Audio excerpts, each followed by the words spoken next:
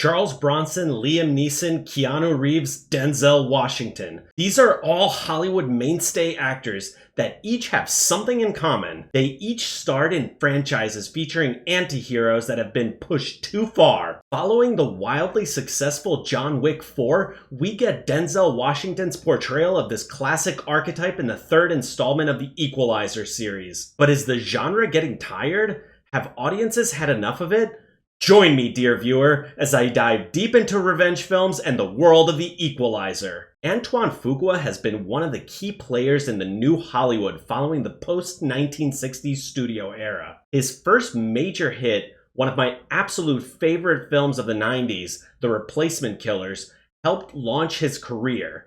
But it was the critically acclaimed Training Day that really put Antoine Fuqua on the map, and it also garnered Denzel Washington's second Academy Award. Suffice it to say that by the time the original Equalizer film came out in 2014, Fuqua was a well-established leading director in Hollywood. The Equalizer film franchise is loosely based on the TV show of the same name which ran in the mid-80s. The trilogy stars Denzel Washington as a retired US Marine and DIA officer Robert McCall. Throughout the series, McCall's calm demeanor leading up to each brutal takedown sets the series apart from other anti-heroes such as Paul Kersey from the Death Wish series, John Wick, and Liam Neeson in pretty much anything he's ever in. McCall is a logical, technical, and highly precise operator that uses his brain more than his brawn. The final outing in the franchise recently released and has flown largely under the radar in that late summer doldrum before the slew of horror movies releases prior to Halloween. I've gotta say, I'm not really surprised. There are certain rules when it comes to movies.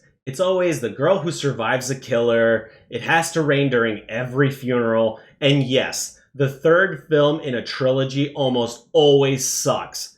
Some of the most critically acclaimed trilogies also suffer from the threequel curse, and The Equalizer 3 is no exception. While not entirely a bad movie such as the derivative drivel and woke garbage we've been getting during the dark age of cinema, The Equalizer 3 suffers from franchise exhaustion. Now, don't get me wrong, each star comes out and gives a solid performance. Denzel Washington is getting older, and so he's not jumping around like John Wick. Although what the film does correctly is to give the aging hero his swan song. Much in a similar way to what Top Gun Maverick did for Tom Cruise's hero Maverick, The Equalizer 3 gives its aging hero the proper goodbye he deserves. Rounding out the cast is Dakota Fanning, in a fitting reunion with Washington almost 20 years after their first film together, Man on Fire. I've gotta say, Dakota Fanning has grown into a stunningly beautiful woman who is quite capable as an actress.